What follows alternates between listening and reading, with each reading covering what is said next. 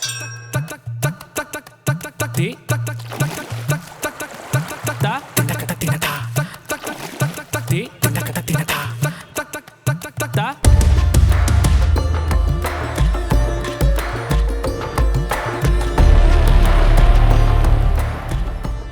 इस वक्त आ गए हैं यूपी के गोवर्धन में, जहां अधिक मास के दौरान लाखों लोग गोवर्धन पर्वत की परिक्रमा करने के लिए पहुंच गए हैं।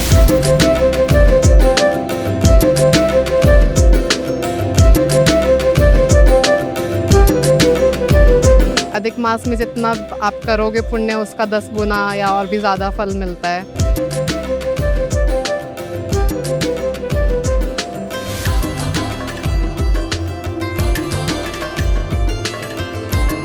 पहले क्या है, जनसंख्या कम थी, अब पब्लिक को है एक भक्ति भाव भी बढ़ गया। अब तीर्थ धाम ज्यादा करने लग गया लोग वाग, जो इसलिए ज्यादा भीड़ होती है।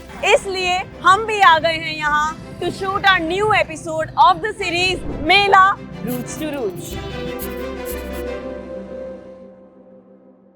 Well, let me tell you in advance, this isn't the Mela where you'll find me having fun on the swings.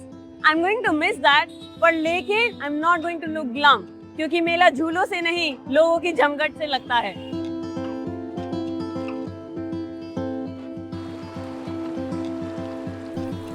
अधिक मास, ये जो नाम है, ये शास्त्रों में इसको अधिक मास कहा गया है, क्योंकि जैसे आप समझ लो कि अब फरवरी में हम देखते हैं कि महीना जो होता है वो 28 का होता है, तो लेकिन कभी कभी वो 29 का हो जाता है ना।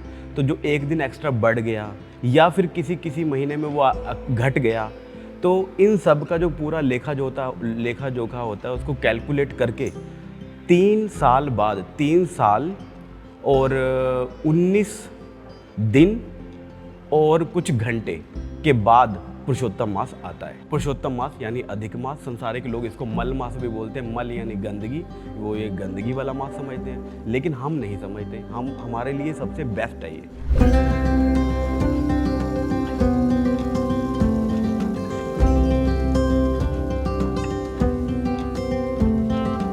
यहाँ जब सबसे पहले आप गोवर्धन आते हो तो श्रद्धालु यहाँ सबसे पहले मत्था टेकता है और फिर अपनी पवित्र परिक्रमा शुरू करता है।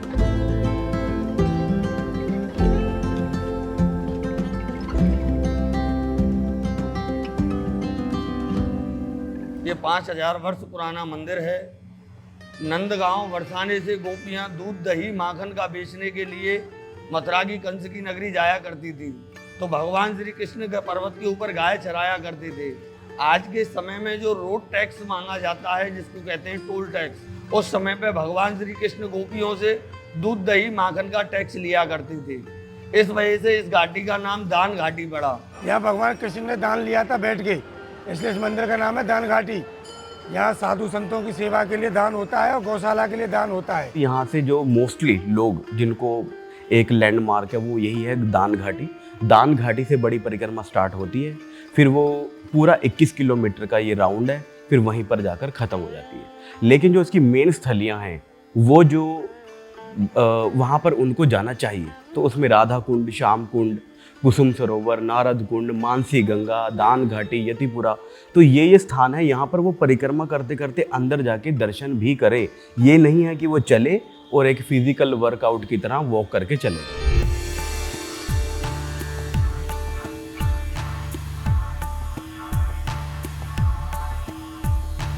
भगवान के दर्शन करते करते हमें यहाँ कुछ बनता हुआ दिखाई दिया, तो हमने सोचा कि थोड़ी बात कर लेते हैं। ये क्या बन रहा है यहाँ पर?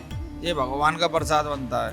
भगवान ने गोवर्धन को उठाया था कन्नी उमरिया पर, और 7 दिन और 7 रात उठाया था।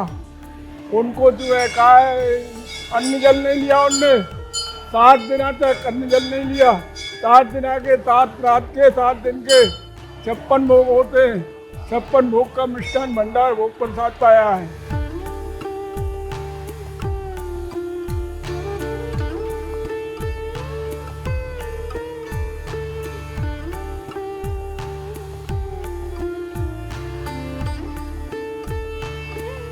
मैं मैं स्टार्टिंग पॉइंट पे खड़ी हूँ जहाँ से ये पवित्र परिक्रमा शुरू होती है। अगर आप सड़कों पे देखोगे तो लिटरली उमड़ता आस्था का समुद्र है ये। यहाँ पर कई लोग इस परिक्रमा को नंगे पांव कर रहे हैं और कुछ लोग दंडवत परिक्रमा कर रहे हैं। दंडवत परिक्रमा क्या होती है? जब आप पूरी बॉडी को लिटाकर उसके बाद इस पर्वत की परिक्रमा को पूरा करते हो।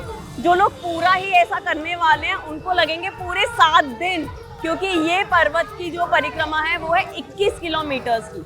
अदरवाइज एक ऑल्टरनेट ऑप्शन ये है कि आप 7 बार लेटिए और उसके बाद पैदल पैदल इस परिक्रमा को पूरा करिए।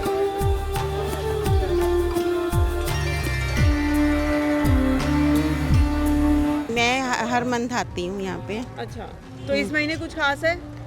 अधिक मास चल रहा है ना, इस वजह से। तो उसमें क्या मान्यता है, मतलब क्यों ये अलग? पुरुषोत्तम भगवान के लिए होता है ना ये, तो इसलिए जितना ज़्यादा जप तप करो तो उसका फल और दुगना होकर मिलता है। अधिक मास में जितना आप करोगे पुण्य उसका 10 गुना या और भी ज़्यादा फल मिलता है।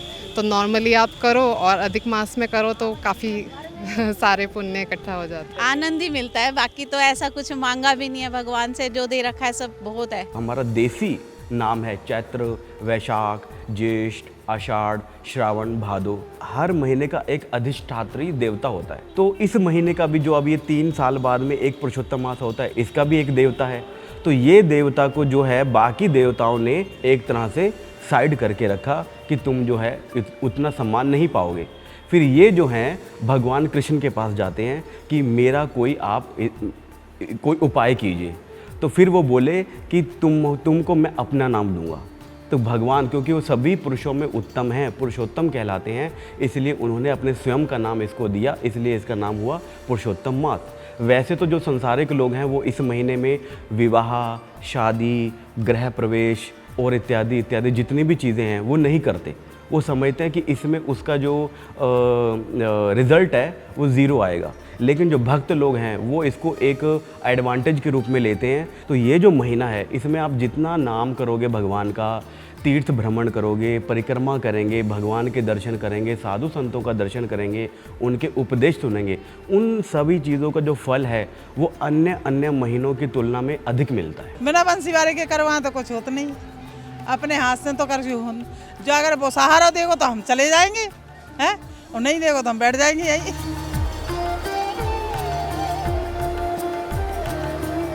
अभी हमें गोवर्धन पर्वत पे, जहाँ पे आप मेरे पीछे देखेंगे बहुत सारे यात्री अपनी परिक्रमा पूरी करने में लगे हुए हैं। अधिक मास के दौरान यहाँ पर 84 कोस की परिक्रमा फेमस है, तो बहुत सारे यात्री उसको कंप्लीट करने के बाद यहाँ आकर 21 किलोमीटर वाली गोवर्धन परिक्रमा पूरी कर रहे हैं। आइए इनमें से कुछ यात्रियों को पकड़ते हैं और जानते हैं इनका कैसा रहा ये एक्सपीरियंस, क्या व्यवस्था है और इनको कितना समय लग रहा है इस परिक्रमा को पूरा करने में।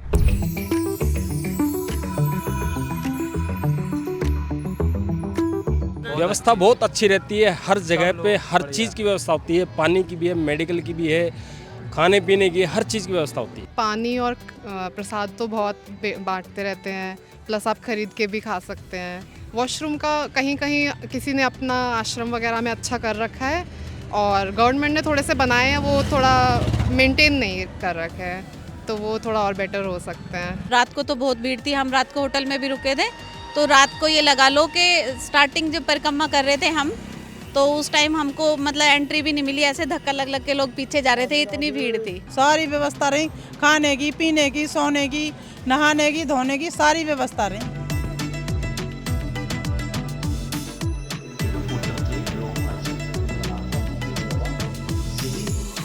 गोवर्धन पर्वत में भी यहाँ पर बात करें तो काउंट करके बताना तो मुश्किल है, बट फिर भी बहुत सारे मठ हैं।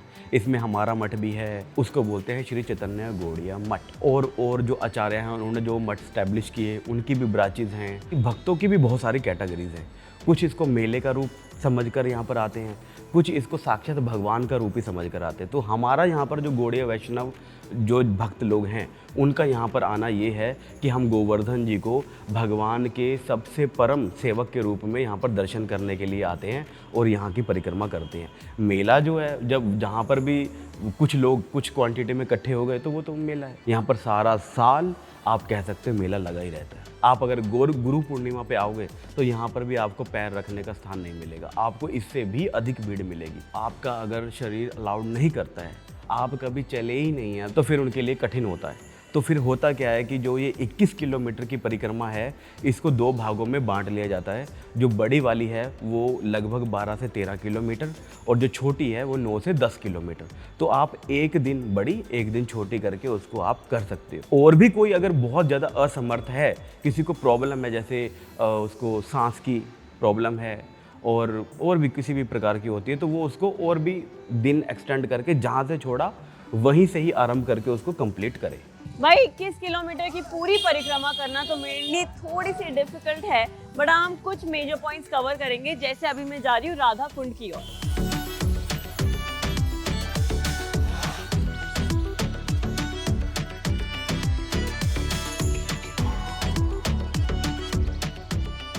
अब हम आ चुके हैं राधा कुंड पे। सारे यात्री यहाँ आकर रुकते हैं, मत्था टेकते हैं, जो राधा रानी के प्रति प्रेम रखते हैं या भक्ति का भाव रखते हैं।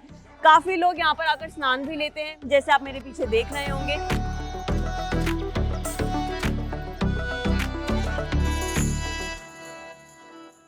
अब मैं खड़ी हूँ संगम पॉइंट पे, जहाँ पर श्याम कुंड और राधा कुंड का मिलन होता है। दोनों का पानी जो है ये सरोवर शेयर करता है। यहाँ मथुरा में जैसे कंस का वध किया, गोकुल में पूतना का वध किया है, उसी प्रकार से यहाँ भगवान ने अरिष्टासुर का वध किया था। तो अरिष्टासुर था वो मायावी था, सांड का रूप चेंज करता था और भगवान यहाँ गौ चराते थे। तो कंस ने उनको भेजा कि भगवान वहाँ गौ चराते हैं, आप रूप चेंज करते हैं, तो गौओं में सांड का रूप धारण करके आप जाइए, भगवान का वध करके आइए। तो भगवान यहाँ गौ चरा रहे थे। तो भगवान जब गौ चरा रहे थे तो यहाँ सब ग्वाल वाल जो है क्या वो सांड गौओं में मिल करके मारने के लिए आया। तो सब ग्वाल वालों ने देखा वो सब गौओं को मार रहा, तो सब ग्वाल वाल भगवान के पास में बोले, बोल कृष्ण ये सब गौओं में एक सांड रूप है और वो सब गौओं को मार रहा है। तो भगवान यहाँ आए, उन्होंने देखा तो उन्होंने उसको पहचान लिया, तो वो सांड का रूप था उसका। तो भगवान ने यहाँ उनका वध किया है। तब राधा रानी ने बोला कि आपने अपराध किया, आपने एक गौ रूप को मतलब गाय के रूप की हत्या की है, यानी चाहे वो बैल है लेकिन गाय की प्रजाति में आया, तो आपको इसका अपराध लगा, तो आपको इसका जो है मार्जन करना पड़ेगा अपराध का। तब उन्होंने कहा मैं कैसे करूं? वो बोली कि सभी जितनी भी तीर्थ स्थलियाँ हैं, पवित्र नदियाँ, उन सब में आपको पवित्र नदियों के जल में स्नान करना पड़ेगा। तब भगवान ने बोला कि मुझको जाने की आवश्यकता नहीं है, सभी पवित्र नदियाँ यहीं पर ही प्रकट हो जाएंगी। तब भगवान ने वहाँ पर जो है अपनी बांसुरी से ही वो खड्डा खोदा और सभी नदियाँ वहाँ पर जो हैं आ गई।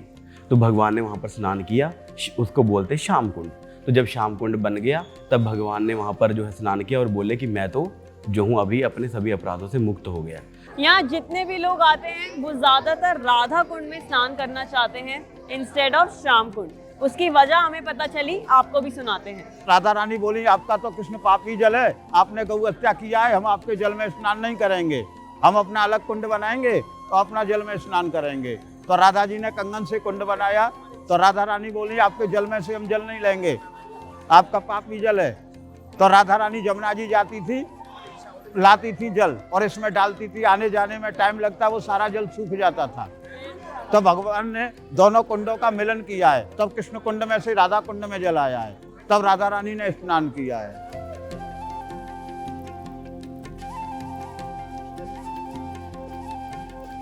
भाई गोवर्धन आए हैं तो वहीं के तरीकों के हिसाब से घूमेंगे ना।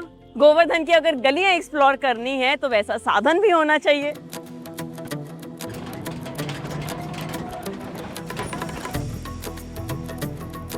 और अब हम फाइनल डेस्टिनेशन की तरफ जा रहे हैं, वो है मानसी गंगा। क्योंकि हमने आपको स्टार्टिंग पॉइंट बताया था दान घाटी और अब हमारी परिक्रमा खत्म होती है उसके हिसाब से मानसी गंगा।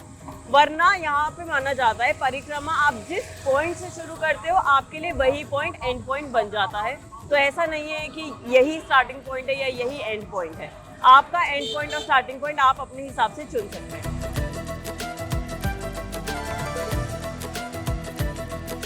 मानसी गंगा जो है वो भगवान के मन से प्रकट हुई है, मन से प्रकट हुई है। जब यशोदा मैया और नंद बाबा ने इच्छा की कि हम जा करके गंगा दर्शन करके आएंगे, तब वो अपने गांव से ब्रजमंडल से चलना तो शुरू हुए, लेकिन जब वो यहाँ पहुँचे तब भगवान कृष्ण ने यह सोचा कि मेरे माता पिता वहाँ पर क्यों जाएं।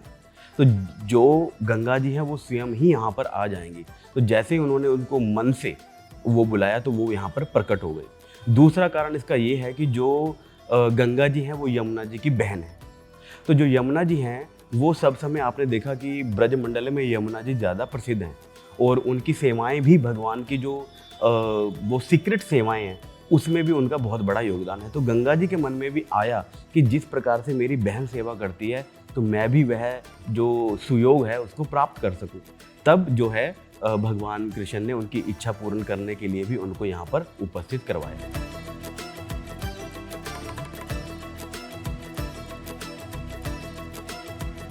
ये है मानसी गंगा और यहाँ पर हमने एक बोट रेंट कर लिया और the person was really kind. उन्होंने हमें इस बोट में बैठने दिया ताकि हम थोड़ा सा रिकॉर्ड कर पाएँ। बट जेन्युइनली यहाँ पे मैं नहाई नहीं हूँ, मैंने स्नान नहीं लिया है जो ज़्यादातर यात्री करते हैं, बट यहाँ बैठकर बहुत ही सुकून मिल रहा है, बहुत अच्छा लग रहा है। चाहे कड़कती धूप ही क्यों ना हो, बट ये जो पानी का जो ठंडापन फील हो रहा है वो बोट में बैठ के बहुत अच्छा लग रहा है, बहुत अच्छी फीलिंग आ रही है। सामने मंदिर दिखाई दे रहा है, आरती की आवाज़ आ रही है, लोग स्नान कर रहे हैं। कुछ लोगों की परिक्रमा खत्म हो चुकी है और कुछ लोग मेरे ख्याल से वैसे ही आकर बैठे हुए हैं। तो it's a very beautiful spot. तो परिक्रमा तो आपको करनी ही चाहिए, बट अगर आपका मन नहीं है तो it is one of the spots कि आप अगर गोवर्धन आते हैं तो यहाँ आकर आराम से बैठ सकते हैं थोड़ी देर, थोड़ी सी यू कैन ब्रीथ ऑक्सीजन और तसल्ली से बैठकर आरती सुन सकते हैं।